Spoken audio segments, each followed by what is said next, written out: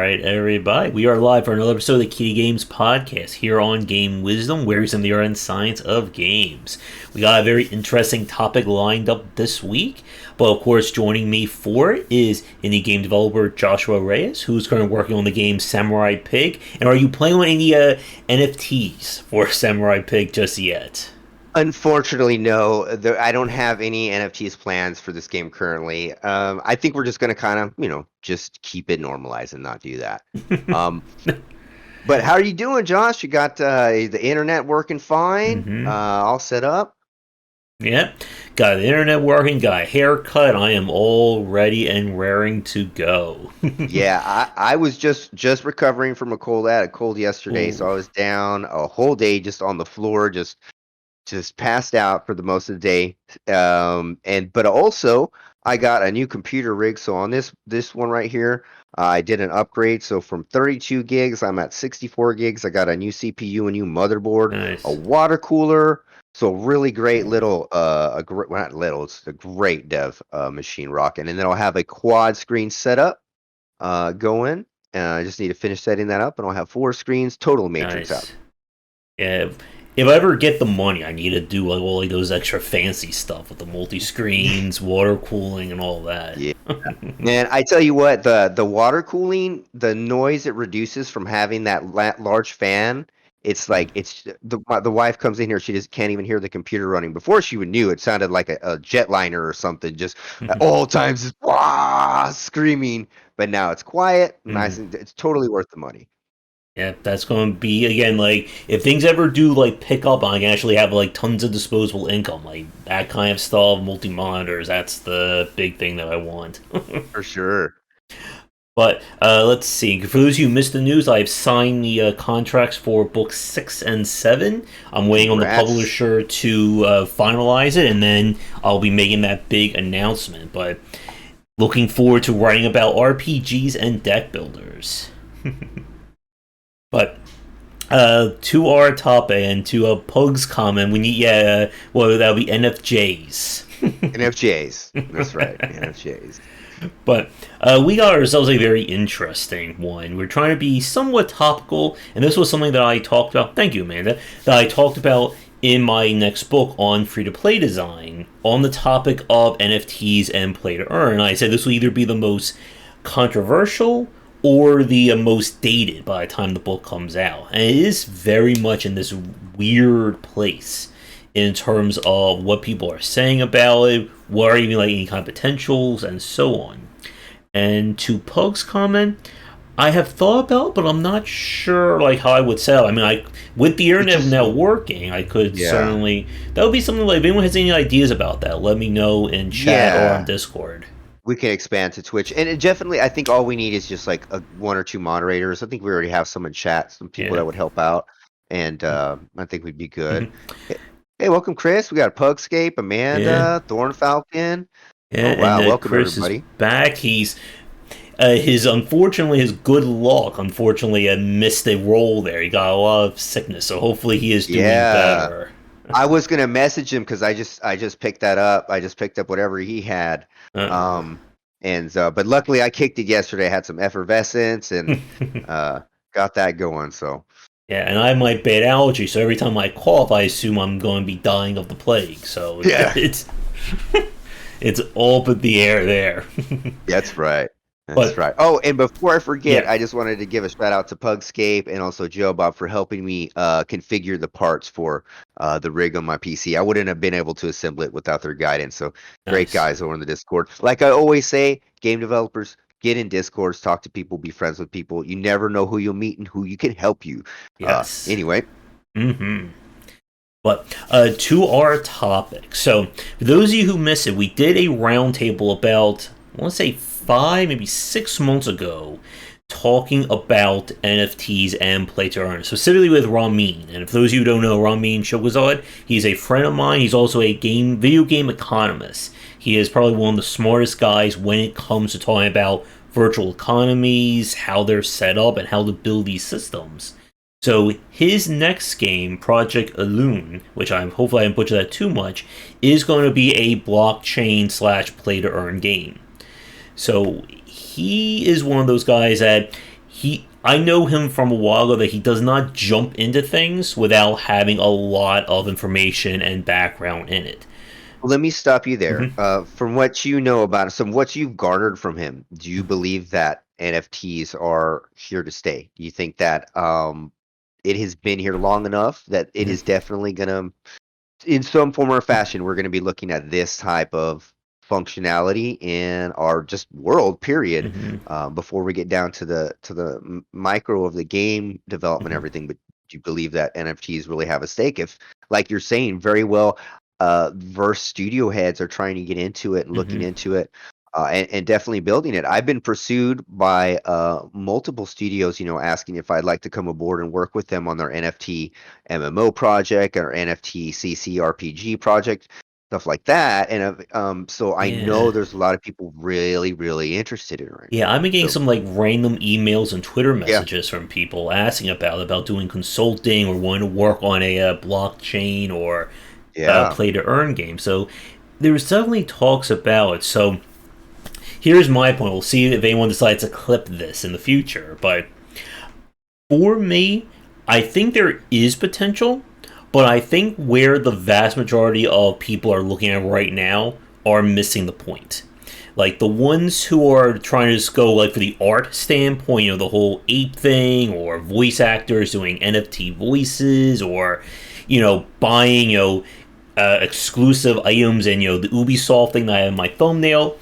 That I think is either borderline on the scam side or it's just the wrong way of approaching things. right, Like when I spoke with Ramin, the thing that I like about what he was saying, where I think it should go, is this idea of having digital ownership. That it's the consumer that is controlling it, not somebody who spends a ton of money to acquire, an image of a icon of someone that they can then think they can sell. That for me, there has to be utility to it. Like there has to be a reason for me to spend this money. Like again, like an image, I can go on Google Photos, type in ape or whatever. What's the big deal about that? Like, so as I was researching it, and this is just basically like with any currency, right? mhm, Just anyway, one of the main things that I noted through all, because I did a bit of research for this, and one of the main things that they stated was what people are willing to yeah, pay, right? So it's like, how much is it worth to these people, and how much are they going to open up the wallets to allow the floodgates of NFTs to come in, right? I mhm, mean, we've been looking down this barrel for a while, like starting with horse armor, right?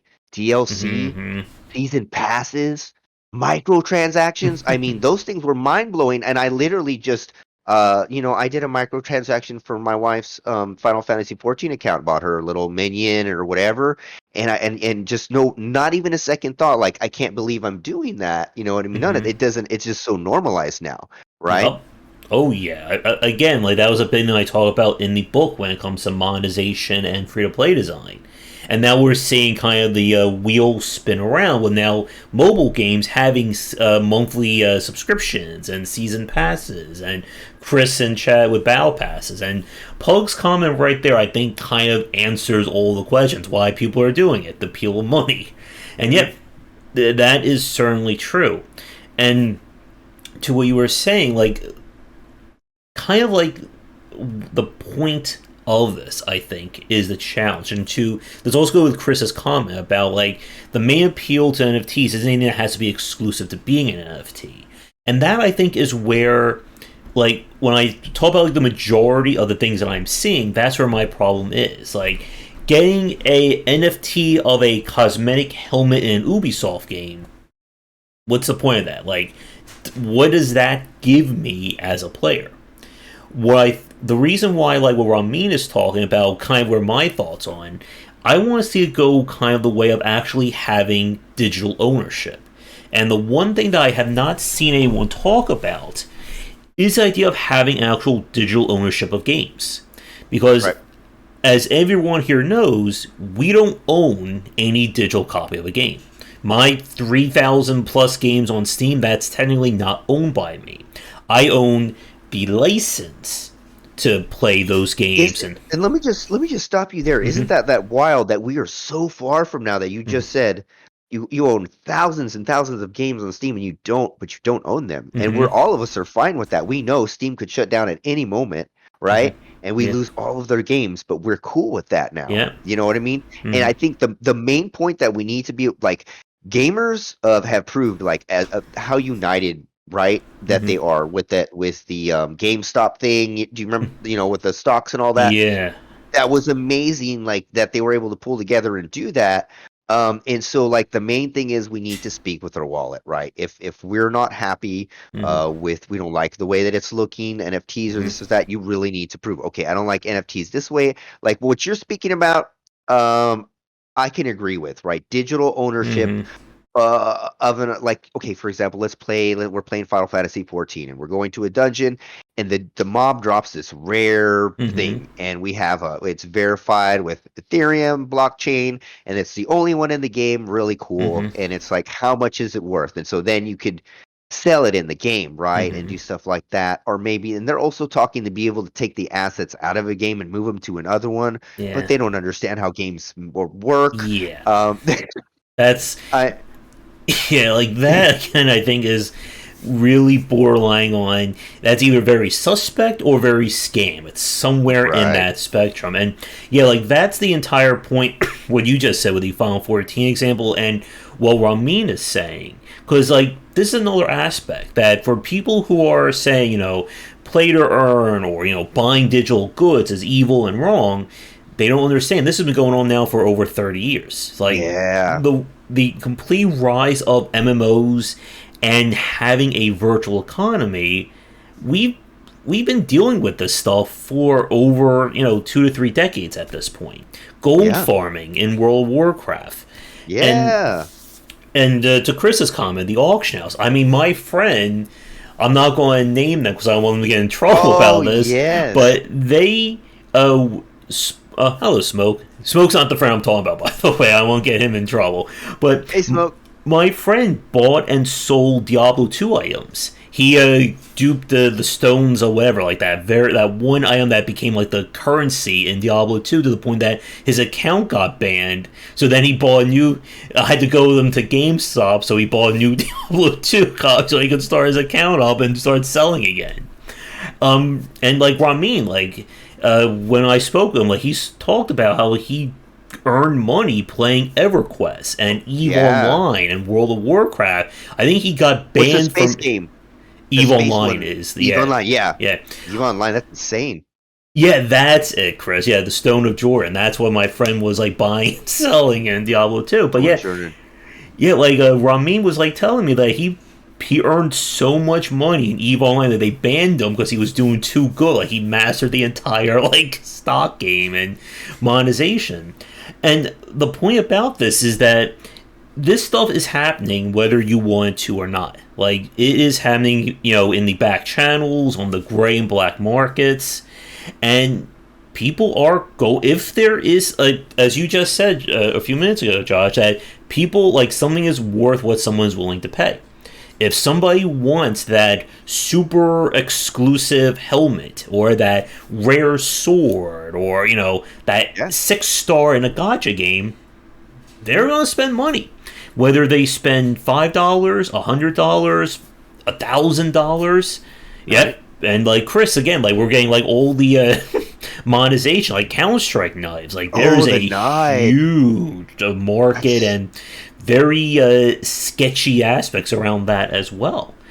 some And gold with my guild leader so I could buy I pizza. didn't even Right take on. this.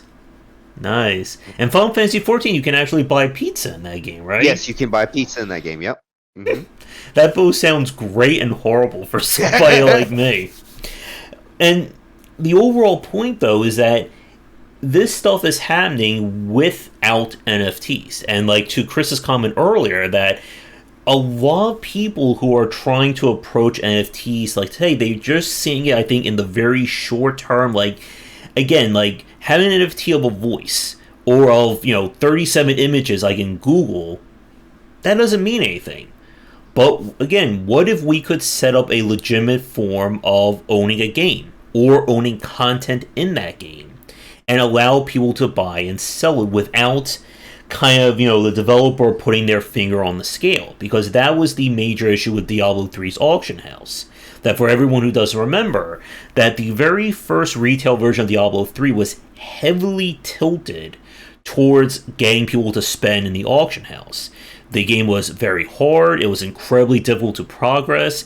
Items, what was it? The scale of the items in terms of their stats was so incredibly high, so that somebody could get really lucky and get something up here for their weapon, or they'll get something down here and the weapon is borderline useless. And Blizzard for months was arguing, no, no, nothing is wrong, we're not doing anything. And then it was found out the opposite. And again, like, this is where that issue, I think, with the kind of what we see from a lot of people going the NFT route, is that if the company or the publisher or developer is the one kind of controlling it, it's just not really giving value, because if they're controlling it, why would they want to give the consumer more value or more control over it? But the thing that I like about what Ramin was saying is that as the developer, they do not mint anything. Like, everything that is NFT or minted in that game is consumer created, and then it's up to them to decide, okay, how much is this worth, or what we can do with it. Right. So community driven economy in that route, right? Mm-hmm. Which is really cool, and I can see it being really fun and like, I mean, can you imagine? I think if you think about the really like utopian idea about it, Mm-hmm. right, is that everybody owns their games. If Mm-hmm. people makes art or music, it's theirs. They can own it. They can sell Mm-hmm. it, right? And well, let's just say we're keeping capitalism out for a second, Mm-hmm. and then in a video game, rare drops, and like you could have a little team and the team farms a drop and they sell that drop and then they get real money, and that's how they pay their rent with Ethereum. You know what I mean? Like, that could be possible. You know what I mean? People could make living gaming and stuff like that. Mm-hmm. Just playing a game, which is kind of wild if you think about it, but it is possible. Before I got on here, before for the podcast, I was watching Mark Zuckerberg's Mm-hmm. what did he have, like a 10-minute presentation on the metaverse? Mm-hmm. Yeah, so I got about like 8 minutes through. It was really hard to keep down the cringe, but I almost finished it. But yeah, and I was watching, and his explanation is a little more like he wants things to go more to like people are working in the metaverse, like Mm-hmm. you put on, like, everything happens when you put on your Quest glasses. You know Mm-hmm. what I mean? And then the NFTs are taken from real life to your house space, and you work in the metaverse, and it's very strange. And they're pushing really hard to get this done. Mm-hmm. This is just sounding more and more like Ready Player One. I think the more I hear about this, Right, right. Did you like that the book? I thought it was okay. I didn't think it was Yeah, like the most amazing thing. I had to yeah, read when I did my presentation about VR, so I read the whole yeah, thing of it. yeah. I haven't read the sequel though. I mean, I thought it was pretty good for what it was trying to do. The movie I did not watch though. Mm, yeah. And We're gonna have some attempt at NFTs. oh, Sims I'm I, 5. I am. Yeah, that would not surprise me in the slightest Yeah. with EA going Mhm. that route. And yeah, like, the idea of having digital ownership, I think that is where I really see the potential of. Yeah. Like, being able to actually say that, this copy of this video game is mine. If I want to sell it for $2, $5, whatever, you know, let me do it. The publisher or developer already got paid for it. And the fact that it is considered, again, a non fungible token, whatever, means that if we say there's 50 copies or 1,000 copies or whatever, that's what's out there. And I think that could be where that potential is. And again, especially with like item and virtual economies.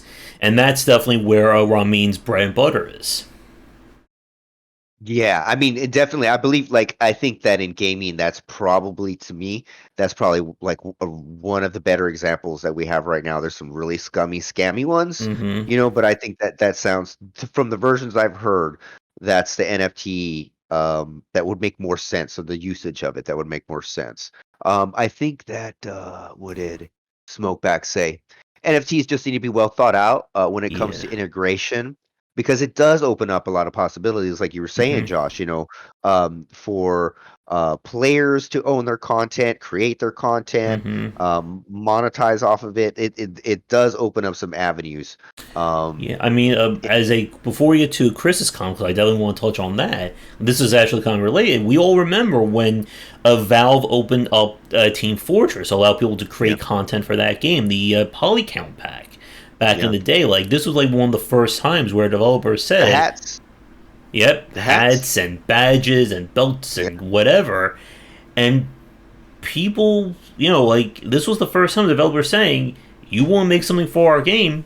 If it gets put in, we're going to pay you for it." If you put that work in, and this was something that with Skyrim, like this was something that Bethesda really tried to push, and I think it just completely backfired on yeah, Bethesda's big side. time.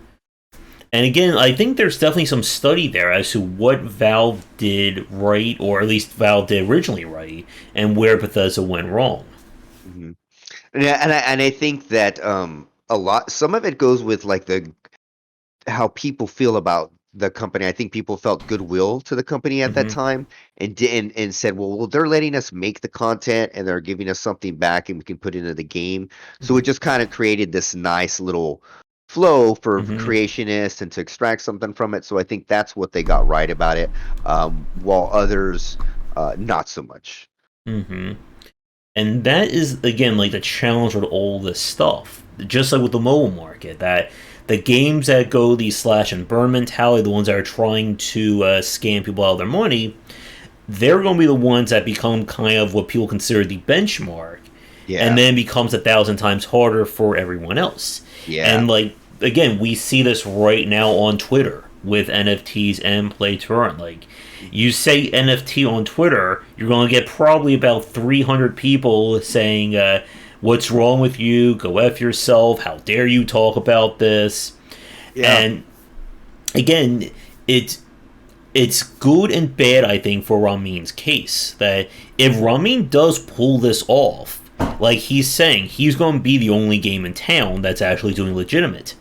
Mhm. But the downside is proving to people that it is a legitimate game. Because you, again, like if you got scammed by 9 out of 10 people, are you going to trust that 10th person not to scam you? Yeah. And to Thorn Falcons saying, is it easier for developers to implement and provide ease to the consumers? I'm still wondering why specifically it needs to be on blockchain. I can play games that already seem to do these things. Um, so Mm-hmm. one of the things about blockchains is it is okay. So NFTs, of course, they're non-fungible tokens, which means that they're unique. Mm-hmm. They fungible would be something like $100 bill. We could take it, we make it fungible. I break it down Mm-hmm. into fours. I could put it back together, and it's equals the same amount. Mm-hmm. But a non-fungible token, for example, would be okay. This is a rock concert ticket, Mm-hmm. right? And here's the fingerprint from it. Okay. Um, the reason that they want to use blockchain is because blockchain has that token created in it. And so blockchain is a very safe way to Mm-hmm. make sure that the ownership stays relevant. If Mm-hmm. someone tries to tamper with the data, um, it's really hard to tamper with the data in a blockchain because the redundancy, like they're literally blocks of data, right? So I don't want to go overboard here, but let's just say I'm gonna have these two blocks here. Here's one block and here's a second block. Okay, this block contains the data. It says maybe, and I'm going to say data. It has data hash, and then it also has, what else does it have? And the hash of the previous block. Okay, so the hash is what it is. It's fingerprint of what it is, and then the data is how much it was. Did it send to this person? What was it used for? Is it a event, etc. And then it has the hash of the previous block, right? Mm-hmm. So every block has the hash of its previous one. So if something changes,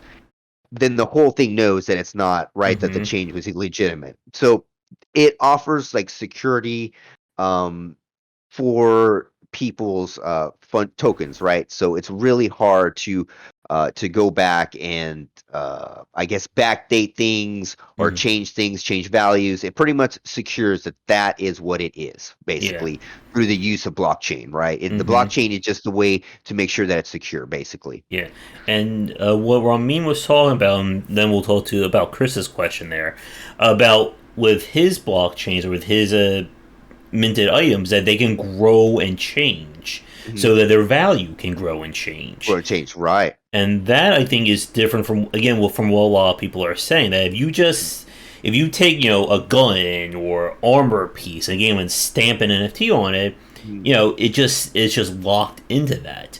And Right, again, where's the value? right. And to bring this to Chris's comment about guys who are games have creation tools, I think one of the big examples of this would be a Second Life. And Second Life's like Second whole Life. MO has been the fact that you can make content in the game, have it Yeah. be, a limited value of it, and charge people for it. Do you want to create a unique chair or a unique house or even make some kind of crazy song or art? You can do Events that. and yeah, Yeah. they would have concerts and events and just a lot of just everything going on there. It's very, very wild world. Yeah. And I mean, they've been doing it now for, I think, over 20 years now. 20 years. And Yeah. like they didn't, there was obviously no such talk about NFTs back then. So Mhm. again, like, kind of brings us back to the point that virtual economies exist with or without NFTs. And the question again, as we're saying, is what can the NFT do that we aren't already doing in these virtual spaces? Um, yeah. I think that's the answer. I mean, really behind all of it, behind the NFTs and behind all of this, like there's a couple problems. One Hmm. is the price of games, right? Okay, so it actually like we'll go back further. I'm gonna go back further. The real price is, and it was starting from a long time ago, from like I stated earlier, the horse armor, DLC, season passes, Hmm. and microtransactions. The reason those things started happening because the price of game development started just skyrocketing, right? Budgeted started exploding. Um, it requires so much money, and the price of games have stayed the same. So they're trying to figure out ways how can we get more money out of customers. DLC, expansion packs, season passes, Hmm. pre-orders. I left pre-orders out, things like that, right? That's still not enough. So what do we do now? How about we sell what's inside the game and we tell the player they own that? That's even better. And I think that's kind of what, like, to me, it seems like 80% of it is kind of like that way, like the Hmm. scammy setup kind of way. Sadly, I think it all leads back down to just capitalism and another way that they're trying to extract money out of gamers. It does have some noble features, right? Hmm. Like if you want to stand back and you listen to some PowerPoint presentations, it sounds really nice, right? And it's a really good idea. Um, but I don't think everybody that's going to be implementing the idea is going to be nice and empathetic and think about how it's going to affect consumers or the market or gamers. I think, Yeah. Exactly, and I think too. I think it was Chris's comment about why Bethesda failed. Yeah, with their whole paid mod is that, again, if you're taking something that was already free and saying, "Hey, this thing you enjoy for free, how about you pay $4.99 or $10.99 or even 99 cents for it?" People are going to flip out, and deservedly so. And I mhm, think, again, like, the advantage that Valve had was that they weren't doing anything else at that time. yeah, That they, again, this is what we talk about with being the first to do first, something. If you are the first developer to make a certain game work or use a certain kind of content, you can, I know this sounds more skeevier than I want, but you can get away with a lot more as yeah, the first one to do something than you're the second, third, fourth, eighth, 20th. yeah, And yeah, that's kind of the issue that I think what we're seeing, especially with the blowback from NFTs, is that developers saying, hey, we're going to implement it into this game now. You're just taking something that you were already going to do dude, and you're going to, slap that NFT on top of it. NFT, yeah, That's not being new or original with it. And again, like, this goes back to my original point that I think the vast majority out there are either unknowingly or maybe knowingly, doing something very suspect and scammy.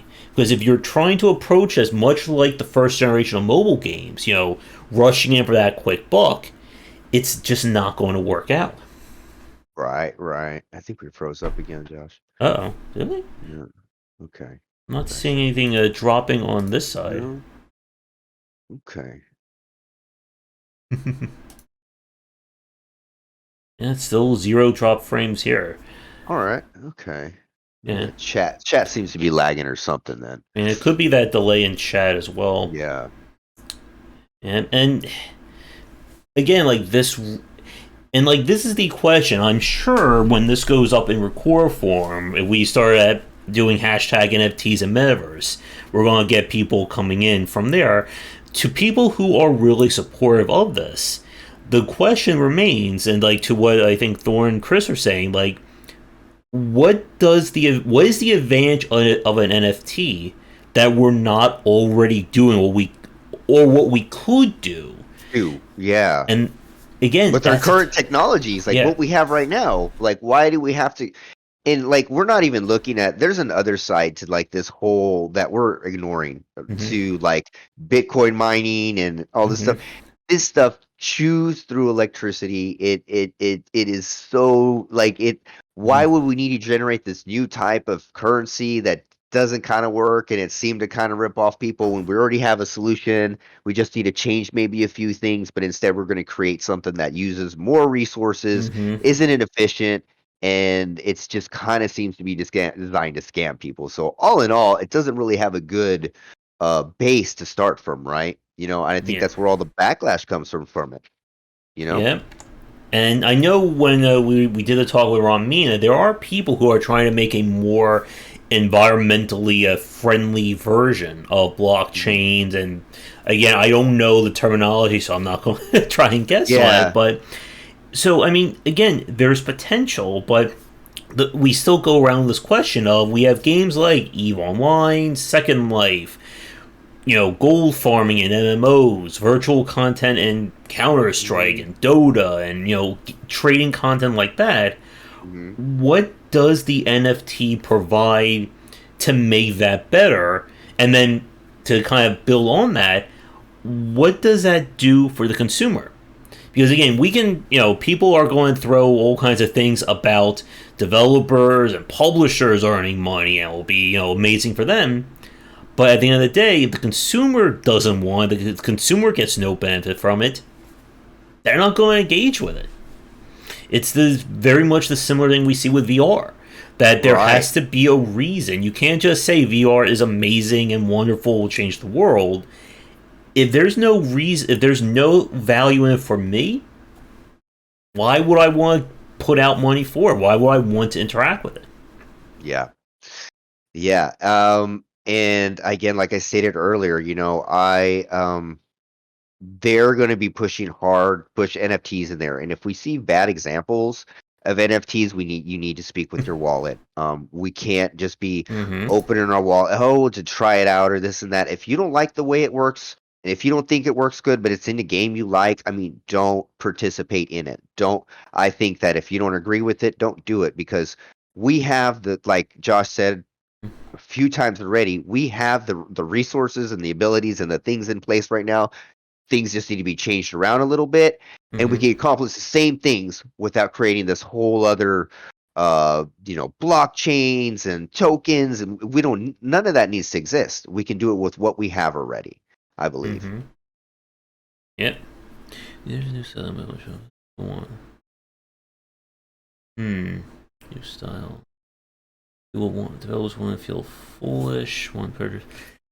I mean, again, the thing about like monetization along these lines is that it really is kind of like your imagination is the only limit. Like you can monetize just about everything, and if one developer makes it work, every developer is going to try and follow suit, as we saw with season passes and battle passes, and again, DLC and so on.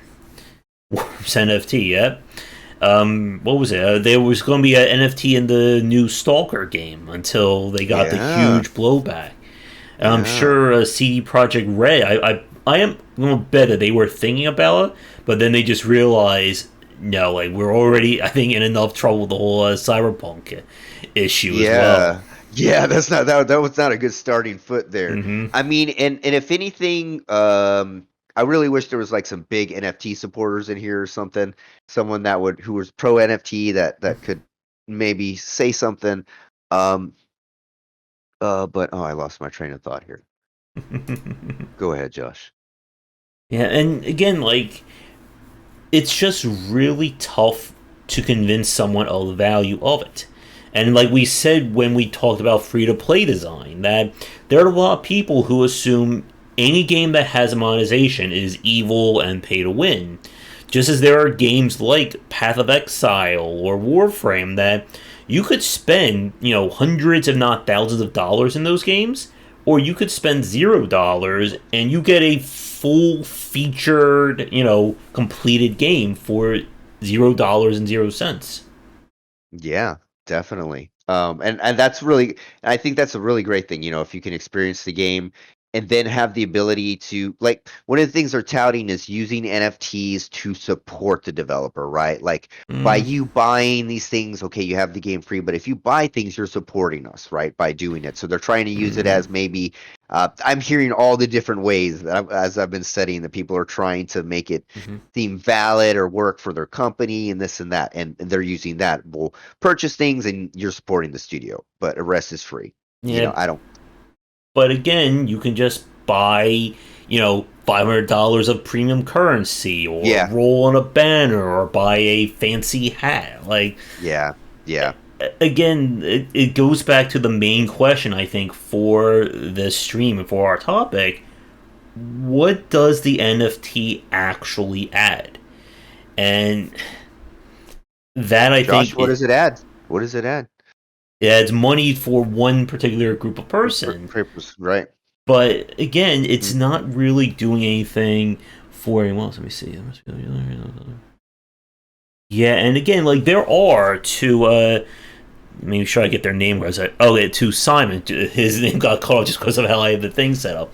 To Simon's comment, that was one of the big things when I interviewed the head of Linden Labs. It was like 4 or 5 years ago about Second Life.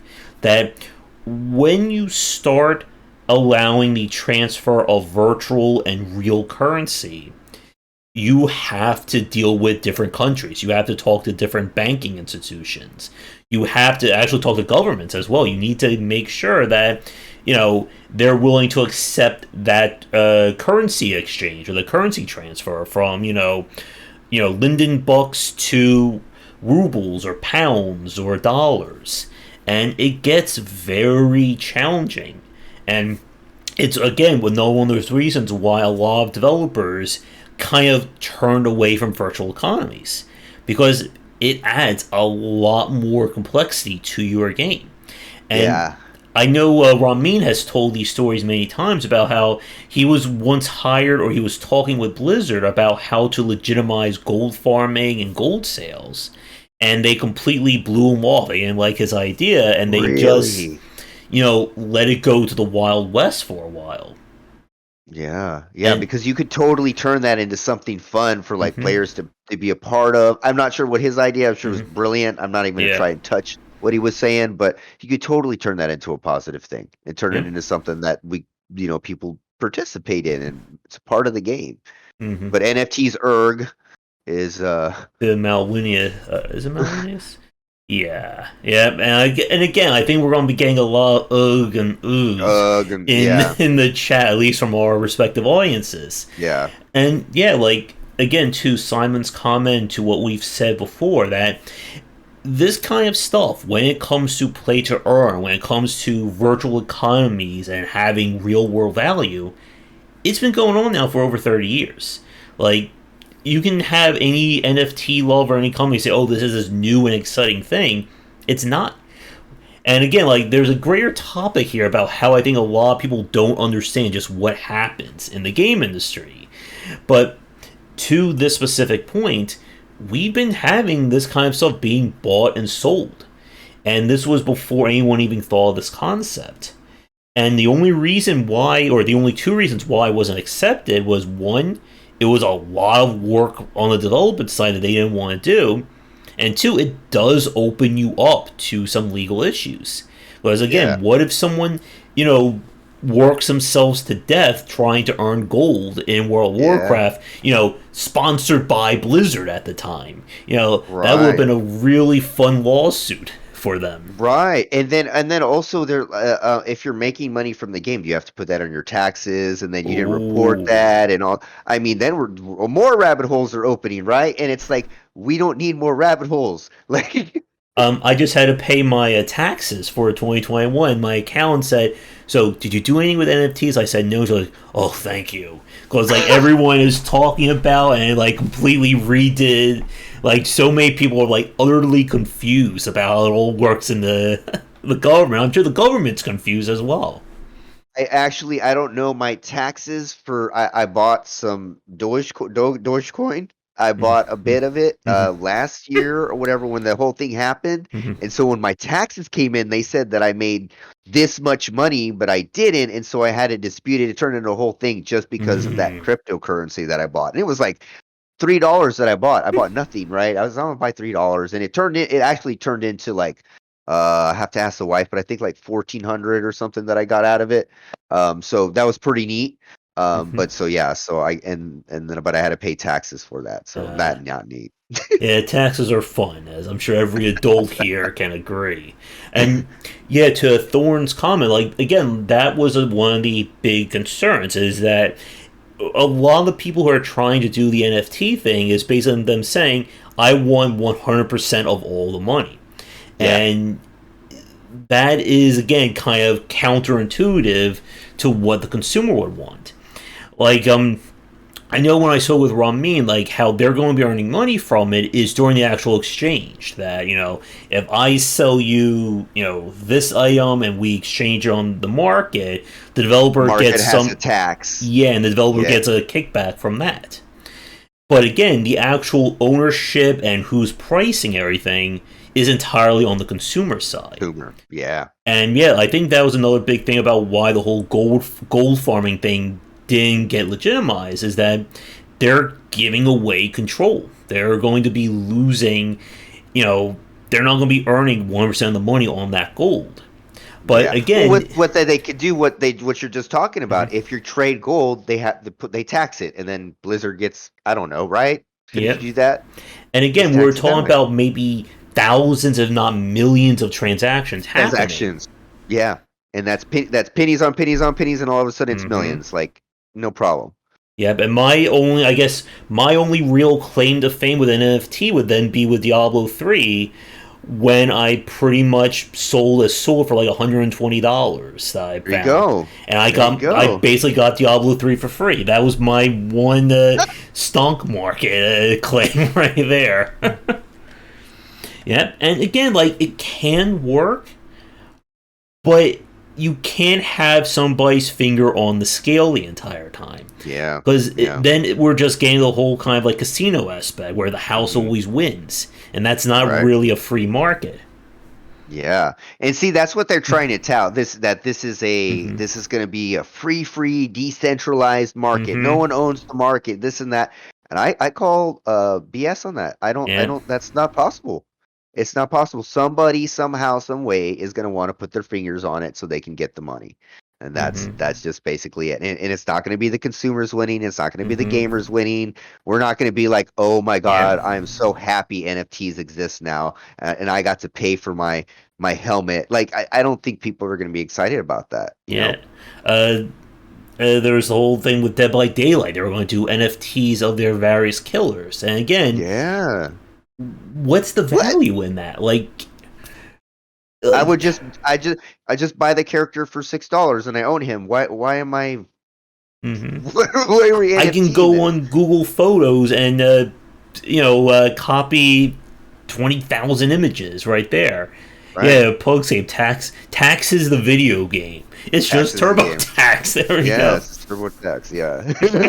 TurboTax the game. There. Somebody again though, we do like idle games and spreadsheets. I think that's just like the next logical step there. For sure. Yep, and to Chris's point about the Steam Marketplace, exactly. Like Yeah. I've sold the little cards. What are those little cards you those like get? Steam trading cards. Steam trading cards, and I was just like, when I first started getting them, I was like, I'm gonna sell one, and I sold, and they sold, put it on there, and they sold instantly. I Mm-hmm. made like 36 cents, but I thought that was pretty neat. Yeah, I got like thousands upon thousands of cards. I just don't have the time to To like try. time to go through, and Yeah, yeah, that's a lot. my friend Ken, like he's made like several $100s off of like correctly Jeez, selling his cards. wild, Yeah, wild, wild. yeah, and there you go. I think someone's beating you. I think Pug's beating you to the NFT. Yes, yes, Pug. I will. I'll buy them all. There you go. And the other point that I want to touch on, the whole idea of sending content from one game to another, like Uh, that just sounds like a very horrible idea. yeah, like they were talking about, I don't know, I don't even remember the idea. It was they were like taking something out of, imagine taking your costume out of Fortnite and then you can wear it inside your home house, your VR home house or whatever. So right, basically taking your costume and you're wearing it when you're hanging out in VR inside of your house, right? Hmm. Which Yeah, there's something like a Mario Kart, the Mario Kart mobile game example. Someone was like trying to say, and oh, I'd like to know that one, the Mario Kart one, see what they were trying to do. yeah. See what Nintendo's doing. That's interesting. I should have seen what Nintendo's been trying to do. Or like Square Enix. Square Enix is really getting into the president was talking about Hmm. play to earn. He's really wanting to tout that play to earn stuff. Yeah, and again, like the problem is no one is talking about how this gets balanced. Yeah, And the issue again is like for what again the vast majority when we people talk about NFTs is they are kind of locked and they never change. But again, if you're trying to sell that as gameplay or game affecting, I only see it going one of two ways. You either set it so high that it becomes pay to win, or it gets eclipsed by future content and loses its value. right, So again, where does it go? Like, what is right. the And advantage? and then what you were talking about where okay, so let's say I got the thing, it was worth so much, I didn't sell it, it lost its value or whatever, and the next thing comes out. Mm-hmm. And so then people are gonna be like, wait, why am I gonna Mm-hmm. want to get the new one if it just loses its value? Like, you know what I don't know if Mm-hmm. that makes any sense, but it's just there's no reason to keep doing it. Mm-hmm. Yeah, and yeah, and to Melwini's comment, like for like individual artists, for people on the smaller side looking to protect their content, Hmm. Hmm. there's definitely value there. But again, it feels like in a lot of cases, like somebody's just really, really over designing a solution rather than trying to make something that is very practical. Right. Exactly. It's definitely over designed. Um, but again, at the very heart of this is it's just really capitalism at the Mm-hmm. center of it, you know? Yep. So with the whole like metaverse idea, that this is something that I haven't really thought too much about. So what did you learn from the research that you did? Okay, so what I'm learning, what they're trying to push is VR. So the main thing is this is 3D. We're Mm-hmm. talking 3D. So you're either putting on your Quest because it's Facebook, so Quest or whatever, and everything you're experiencing is online. So you have your space, whatever. Say if it would be Second Life, Facebook was calling it home space, right? You put it on and you're in your home space, right? And so like if this water bottle is a hologram, an NFT hologram that I got from some kid in uh, Belgium or something, and I have it right here. And so, like things that we own, the digital assets that we can get from our game, he was talking about them being holograms existing in our world, right? Augmentation, augmented reality, or 3D reality, either way, but all of that blending seamlessly together. You're also working in the metaverse.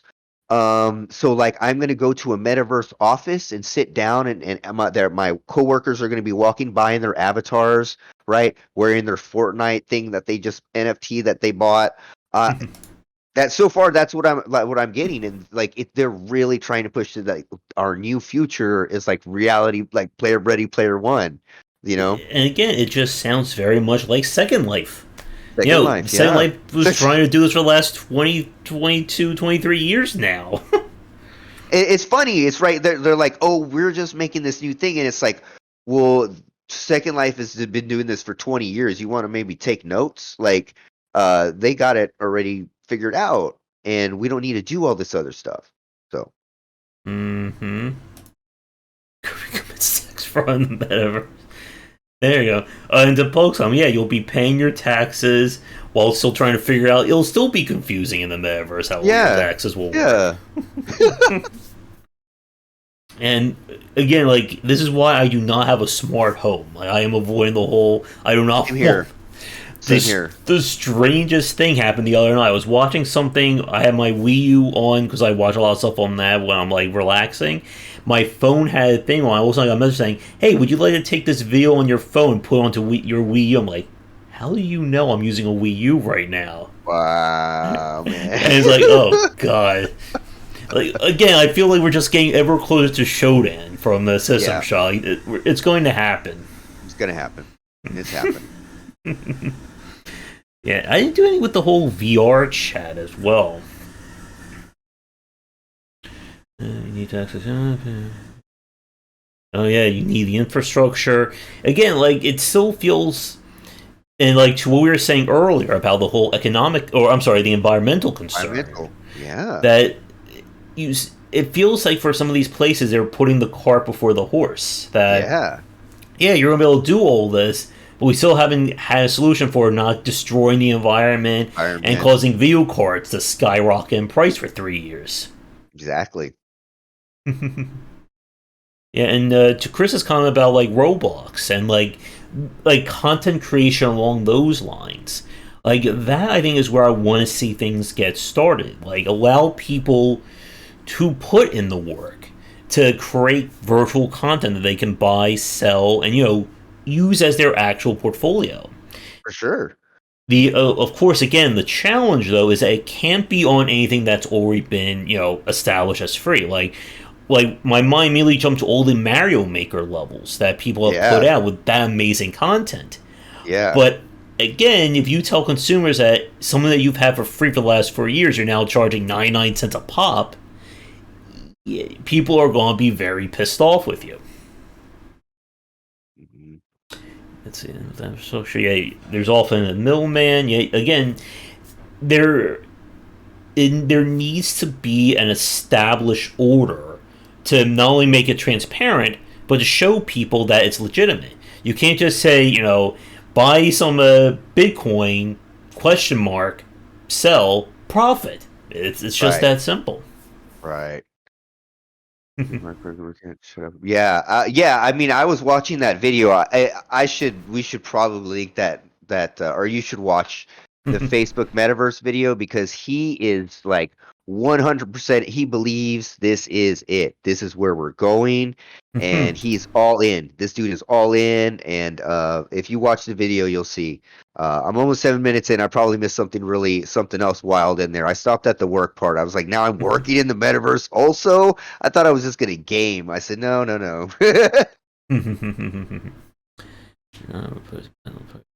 Yeah, and again to Chris's comment, that you just described Second Life right there. And yeah, like Second Life has been doing it. I mean, we could even say something like Star Citizen has been really pushing that virtual ownership. Star Citizen for sure. Now, whether that game is actually going to come out at some point, we still really don't know. Yep. And yeah, to Mel Winnie's comment, like we still don't know how it's going to be stored, how, is this going to be something that's going to last 5, 10, 20, 30 years? Because again, we've been talking about game preservation. Again, that's one of my bread and butter go to topics for a while. Hmm. Hmm. And we still don't have a valid answer for that. And, we're not getting any closer to that or with what we're seeing with NFTs. And I was doing a little bit of digging around, and one of the things they're just gonna keep so much. One of the things that I was looking at, so I was digging around, and they keep touting, okay, well you can trade, and it's this and that, so it'll be worth this value, or you can look up who owns it. And as I was finding out, you can't do that yet. Like Mm. a lot of these things don't exist, so I can't go into the blockchain yet and find out all the information that I need to. Like this stuff isn't like even it's still in its infancy, like beyond our belief, right? Like this Mm-hmm. is all just everybody's still in theorems and ideas, and no one's not sure where it's gonna go. And you know what I mean? I think it's just a lot of snake oil salesmen trying to get money in a different way when Mm-hmm. we already have the solutions in front of our eyes. Yep. And again, if you can't answer those questions, Right. who's going to want to trust that? Yeah, and yeah, it's exactly about Star Citizen. I think they've earned, what are they up to? Like over like $20 million or something at this I point. think that was their plan. I think that was their plan. I'm afraid to look this up. Let's see. Let's see. Star Citizen. How much money raised? Let's see. Oh my goodness! In 2021, they're up to $400 million That's raised. amazing. That's Whew. amazing. Mm. Amazing. You can't see it, but I'm holding my heart right now, reading that. If you're Whew. listening on Spotify, Josh is holding his heart. Yeah. But wait, they do videos now, so you can now see it. Oh yeah. Yeah, 400 million they're up to, according to a piece in let's see, Eurogamer report in 2021 of November. Right. And so let's just clarify, those aren't NFTs, right? Mm-hmm. They're They're not. not. Right. Okay, so that game's already made 400 million, Mm-hmm. non NFTs, just the way we're doing it now. Um Kind of means we already have a way to do it without Yeah. NFTs, right? Oh yeah. Like, isn't that a solid example? Yeah.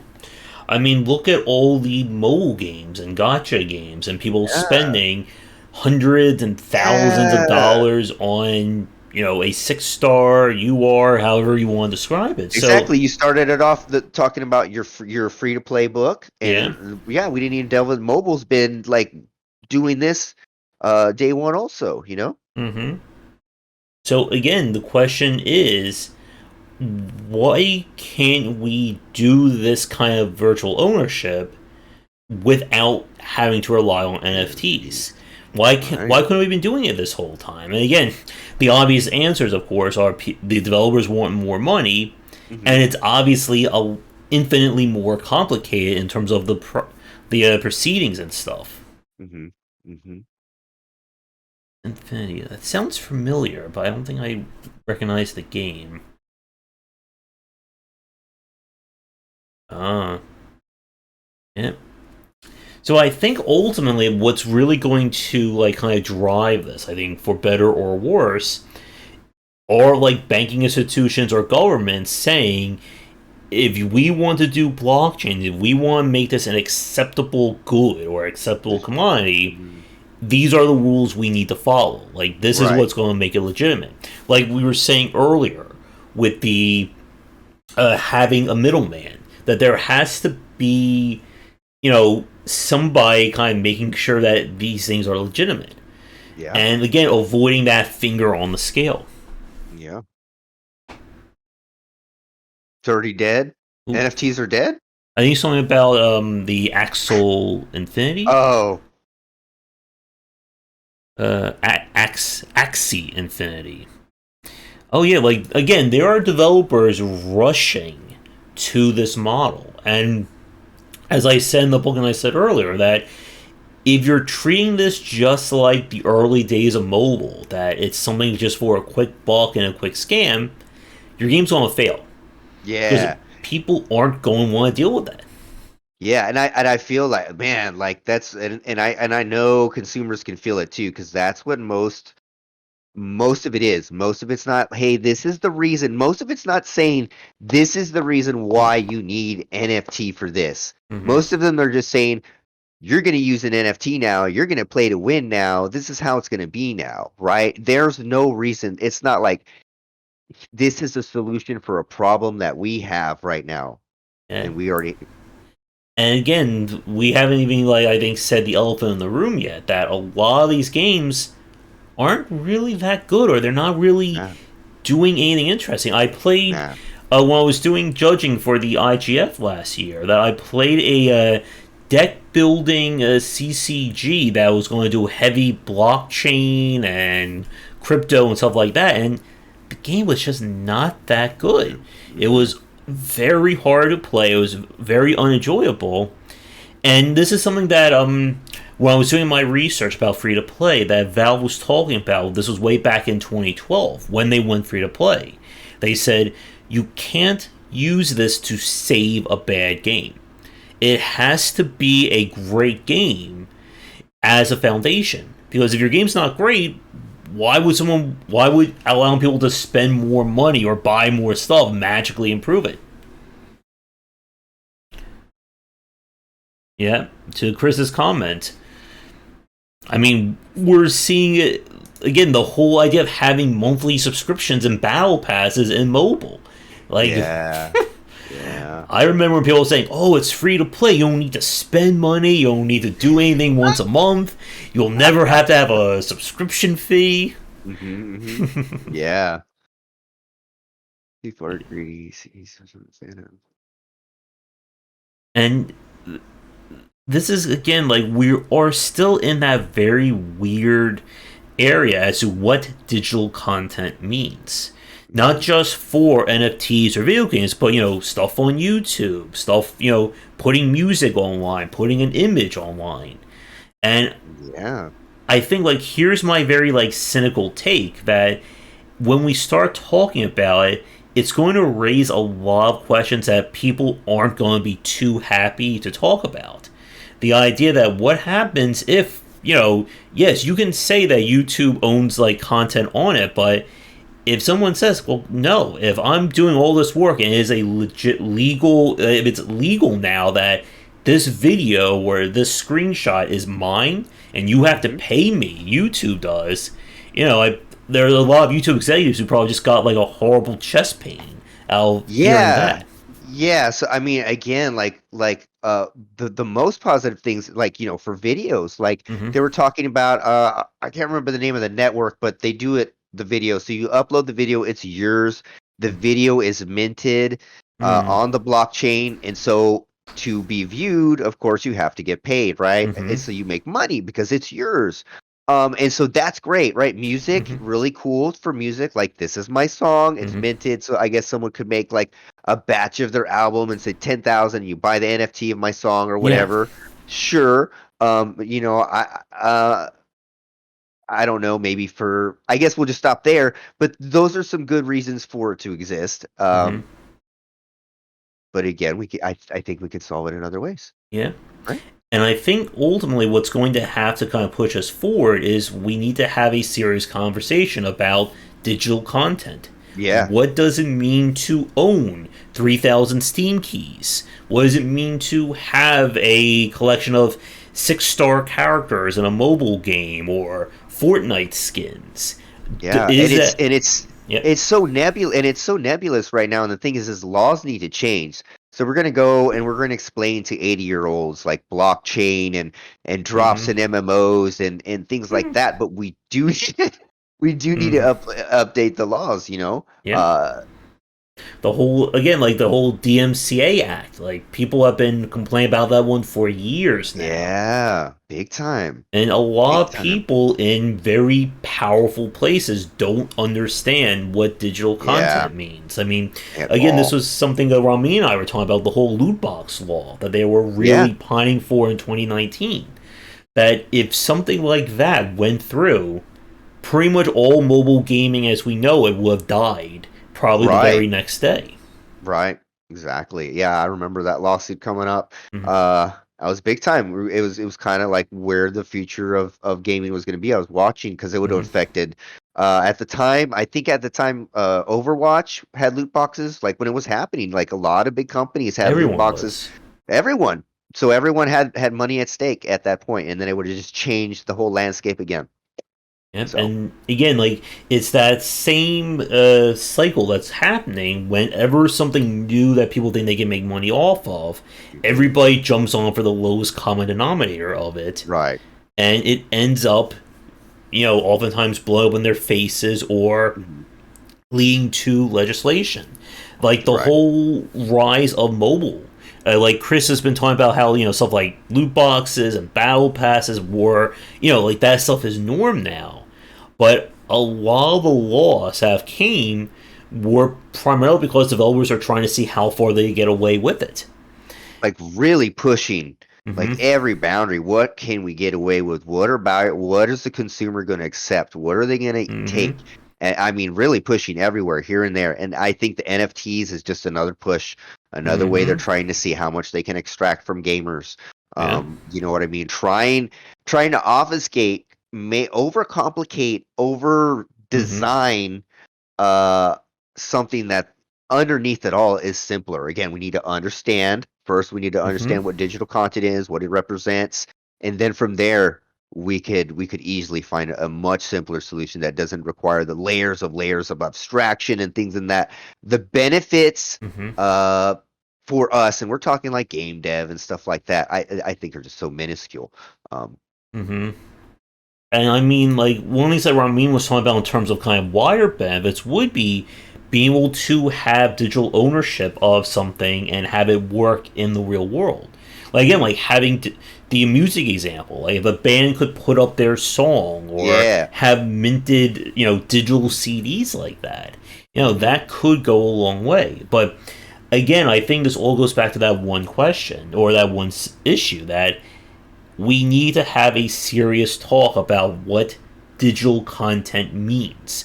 It can't just be, company A, so and so, owns anything, and, the reason is because they said so. Because that's what, Valve and EA and any game publisher has been saying for the last 20 years. Right. What Right. was Ramin? Ramin. It was. Let me see if I get the name just right. There it is. We'll put that in chat. There you go.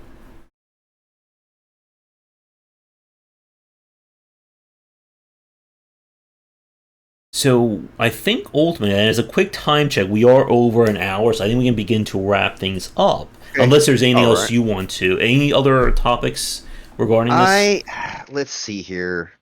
I had a bunch of stuff written down, but I think we've kind of gone over it, and yeah, I think I'm about ready to wrap it Okay. up here. I think we've gone over everything. Yeah. So I think for like my final thought on the topic, like the fact that Valve is like saying absolutely no to NFTs right now definitely says something about where the market is or where kind of the mass approval Yeah, or disapproval of it is at the moment. that Like is a good point, Josh. and when they if slash when they allow NFTs on Steam, It's that over, would man. be kind of like the watershed moment, I think. Yeah, it's over. It's over. The Hmm. the Trojan horse has Hmm. been, yeah, it's over. But yeah, that is an interesting point that Valve is very adverse to it. And again, like if you're on Twitter and like I put the hashtag NFTs in the tweet for this show Hmm. today, just and I checked my following account to see if I was going to lose anybody because it's so controversial to tweet anything NFT Oh related. You know what I mean? yes. On Twitter. Oh yes. So And for those of you watching this who saw the thumbnail, I just want to give you a heads up. I had a far more cursed image idea planned for the thumbnail, but I was afraid if I used like actual like, any like NFT art, I would get sued or someone would try to come after me for that. But just remember, for all my thumbnails, I can go more disturbing. yeah. Do not doubt my David Lynch sensibilities there. Yeah, Yeah, and for yeah, sure. Yeah, no, yeah. Josh is being he's keeping it real easy right now on y'all. yeah, and to like Chris's comment, yeah, again, like consumers will ultimately dictate, I think, everything Yeah. about this. I think again, like the major model for economic systems is that something is worth what somebody's willing to pay. Hmm. If Yeah. exactly, Pug, that's what I was afraid of. But yeah, like I think you froze for oh there you were freezing up for like a split second there. Okay, you're I'm good still now. frozen. Uh, I don't know. yeah. Okay, but Yeah, no. I like Chris was saying, like Chris and Pug. The consumers just immediately smelled something fishy was Hmm. up with NFTs. I don't know what it is. Did it make any sense? And like how me and you have been going over this, trying to find the Hmm. real true reason we need NFTs, like the Hmm. true reason. Um, and it's really hard to find one. Like you said, Yeah. the most one is of course for like, like musicians. I think really musicians and artists, like would really Hmm. benefit, like just painters and musicians because they really got like around Spotify and things like that. They really got pummeled with what they were able to make. They weren't making a lot of money anyway, most musicians. But that really like destroyed them. I mean, even Metallica, like Pandora and all that stuff, that was a big thing too, right? And so for them, it definitely can be worth something. But concerning Hmm. us and our realm and game development, Hmm. again, I think it's a lot of snake oil stuff going on. And the Yeah. consumers really can smell it and they know it. And I think that's great because on the other hand, I would have been really worried if everybody was like all on the Bored Ape train and just buying NFTs for everything and being like, this is Yeah. what we were waiting for. Then I'd really be worried. But so far people have been really seeming keeping a front about it and understanding that this is not something that we really need or want. Yeah. And like I said, when it comes to Ramin's game, that I think his game, at least from what I've seen and what I've heard, has the greatest potential. But in that same space, it also has high risk. That if he can prove that the model works, if he can prove that his game is the one and only example of NFTs and blockchaining and play to earn working in a video game, he's going to have that market cornered. It will be a market of one essentially if he's the only one who's doing it right. Hmm. But he is facing a very uphill battle. Again, like you Exactly. just said, in terms of consumer opinion on that. Because for every Project Loon and everything about that, exactly, Chris, yeah. For every one of those games, we got probably 3 to 4 dozen other projects that just sound like snake oil. Yeah. Like when I see celebrities talking about their apes or minting a voice actor or minting an image like that, that doesn't mean anything. Like again, it goes back to this central question: what is the point of the NFT that we're not already doing? Yeah. Yeah. Um, it definitely one thing that the NFT is pointing out is that we do have problems, right? Mm-hmm. With the definition of content ownership, video game preservation, who owns this, who owns that, Mm-hmm. etc. It's pointing out an issue that we have, but it's not the correct way to solve it again. But that's one thing it is doing. Let's see. Yeah, and again, to Melanie comment, yeah, that's perfectly fine. Again, the digital age has brought with it really great things. Again, we Yeah. would not have Steam, we would not have the likes of itch and indie developers without digital age. It wouldn't be feasible. But it's how things are going, and again, everyone is trying to look for that quick buck. And as we saw with kind of the first generation of mobile, it doesn't work long term. One of the things I talk about in the book, I guess here's my other shameless plug, is that when we saw kind of like the second and third generation of mobile, this was like maybe 2013, 2014 to today, developers are realizing we can't just copy Candy Crush. We can't Yeah. copy Clash of Clans or Farmville. We have to do something different, and we have to prove to people that, you know, you can spend money in our game. One Yeah. of the big things about why Genshin Impact blew up so big is that they really went, all in on that concept. They really built that up so that it's probably not the game for a lot of people watching this right now. But in terms of the mobile space, it's kind of like the Rolls Royce of like Yeah. that kind of market. For real. And it was built in mind with that from the start, like you were saying. Like Mm-hmm. it wasn't added in. They didn't shoehorn that in. It was Mm-hmm. built around that whole thing and built really well. I mean, and it's a beautiful package all around. Yeah, and again, this is what we were talking about with game development. It's kind of one of the essential principles that you can't add stuff like this in 70 to 80% done a project, and Right. we Don't can add see NFTs or multiplayer toward the end. there's no, again, just like on Unity, there's no NFT toggle, just like there is no multiplayer toggle. And like again, like as you said, consumers can tell when there's something messed up. They saw with Star Wars Battlefront 2. They saw with For Honor. They even saw with games like Evolve. That when they Evolve. see, or even if it's not there, they even just have an idea that the game is being unethical in terms of its design, they are going to run, 100% in the opposite direction, and you're not going to get those people back. No. And No. And when they're running in that direction, they're going to be screaming at everybody, kind of mhm, looking, telling everybody don't come don't this way. go. Yeah. I just remind me of that Twilight Zone episode when it's like it's a cookbook, and the guy is screaming and this UFO lifts up. It's an NFT, right? NFT, man. And it is going to be very interesting to see. And again, like going back to Ramin's game, I'm very curious because again, like I know Ramin does not have a huge presence outside of very smaller communities and his friends and stuff like that. I'm going to be very interested to see like when he begins like his actual big marketing push, Yeah. how YouTubers and streamers and websites and all that are going to come talk to him about it. Because Yeah. That's going to be a tightrope marketing yeah, balance for sure. because again, like the only reason I know about Ramin was from meeting him through a Gamma Sutra and How game developer.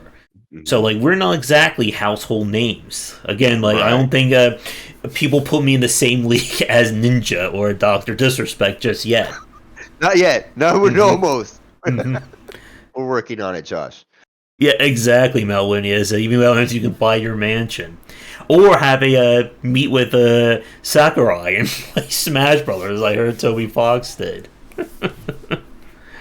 But again, I think that's kind of my thoughts. I can feel Yeah. like we can easily just like go. Yeah, yes, Bug. I think we can certainly like keep going around circles about. It, but do you have any final thoughts on your side? Let me see here. I think the last thing I just wanted to say, just everybody in here, I think pretty much like our fan base is not high on NFTs. So all I can say is for anybody's watching, if you're not comfortable with NFTs, please don't participate in them. Don't help them. If you're not with them, don't keep your wallet closed. Is basically all I Hmm. can say. Yep, and again, like ultimately, I think what's really going to make or break this is how, again, the government and legal institutions are going to treat this. Like, for those of you watching this in the far distant future, 2022 is the first year that it's being taxed by the government. Yeah. That governments are seriously considering this. And where that goes, we don't know right now. Hmm. And it's going to be very interesting to see, again, who's going to make this work and how will it factor into life, if it does factor into our daily lives. Yeah. But I think that will do it. So we've already, as a preview for next week, I think we're going to be discussing the idea of studying mechanics and being able to talk eloquently about game design systems. So we're returning back to Elden Ring. I said on Twitter we took a break off of the Elden Ring discussion. So For like one day, one yeah, podcast. yeah, we'll be back to it for next week for For next sure. week. Yeah. So, for everyone watching this, whether you're joining this live, recorded, on Spotify, wherever, thank you so much for tuning in. Do all the liking, subscribing, commenting. You'll find all my information down below and all my stuff in that upper right hand corner as well. Yeah, same thing for me. My information will be down there below in the corners. Just follow me on Twitter. Follow the Rambling of Samurai Pig. Join the Discord. I actually have. If you join Josh's Discord today, I'm going to post a funny NFT trailer that I made. It was a fake one, and you can about an NFT game that I was going to fake make. So I'll post that in there if you join the Discord. There you go. And maybe someday we'll have those non-fungible Joshes. Again, I know Yeah, like 5 or 6 different Joshes. We need to get them. we We'll have a should. whole set. It'll be Yeah, a we should. gotcha. That's right. It'll be a gotcha game. Yeah. We'll keep it super cheap and affordable. Mhm. So It'll be a limited Josh, ultra rare Josh, a super exactly. rare Josh. I think we got so. I think we got the next game after Samurai Pig right there. Exactly. We got it. We figured it out. All right, so we will be back next Saturday around 5 p.m. ET for the next show. Joshua, as always, it was great hanging out with you. And Pleasure as always. yeah, exactly. And yeah, a Chaka game. Thank you, Chris. A Jaka game. There we go. But until next time, everybody, come back for daily discussions on game design here and on game wisdom, where he's on the art and science of games. Have a great weekend, and talk to you again real soon.